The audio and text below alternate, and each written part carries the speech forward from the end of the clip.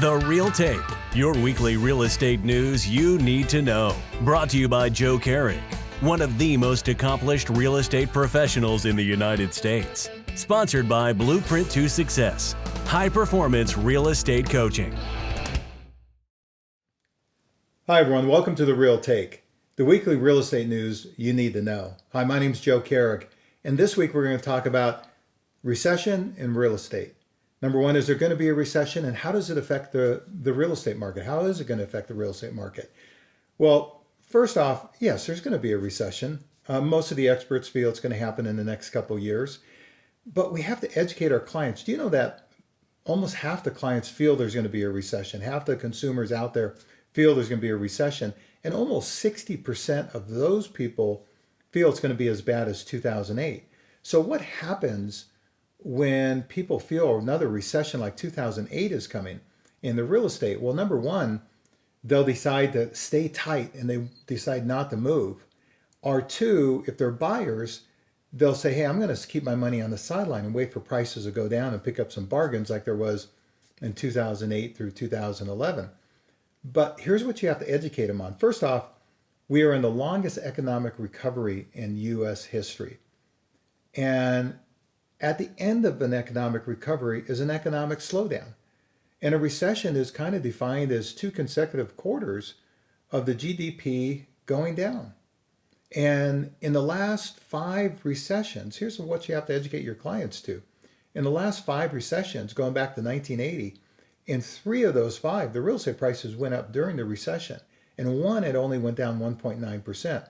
And I've been professionally selling real estate for 41 years, so I sold real estate through all 5 of those recessions, and I remember all of them. First off, 1980, there was a recession, but the real estate market went up over 6%. In 1981, there was another recession based on the definition of the 2 consecutive quarters of the GDP slowing down. And in that 1981, real estate prices went up 3.5%. Then in 1991 was the next recession. Well, in 1991, real estate prices did go down, but they went down 1.9%. And then in 2001, which was the last recession before the 2008, the real estate prices actually went up 6.6% during the recession. Then, of course, in 2008, real estate prices went down almost 20% during the housing meltdown. But here's what you have to educate your clients so they're not just sitting on the sideline. Most of the experts, in like 2008, the real estate led the recession. But most of the experts think this recession is going to be more like 2001, where the real estate stayed strong and the recession was led by economics and it was led by the stock market. In 2001, the stock market went down 25% and real estate prices again went up 6.6%. Most of the experts feel that that's what this next recession in the next couple of years is going to look like. So you need to educate your clients to what it's all about. Otherwise, it's a self-fulfilling prophecy. If you have everyone sitting on the sidelines, then that can affect the real estate market. Certainly, the real estate market's going to be affected somewhat in any recession. It's like a ripple in a pond. Every part of life is definitely, affected.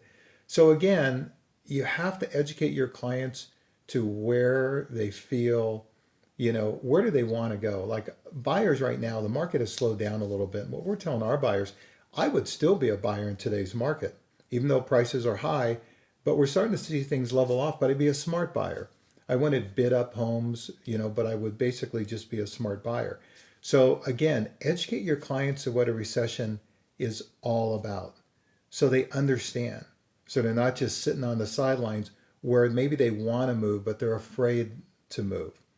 So again, I want to thank you for joining me this week. Next week, tune in next week because it's an interesting topic next week. We're going to talk about coming soon. That's the big thing now is listing coming soon. And it's a good thing, but it can also be a slippery slope.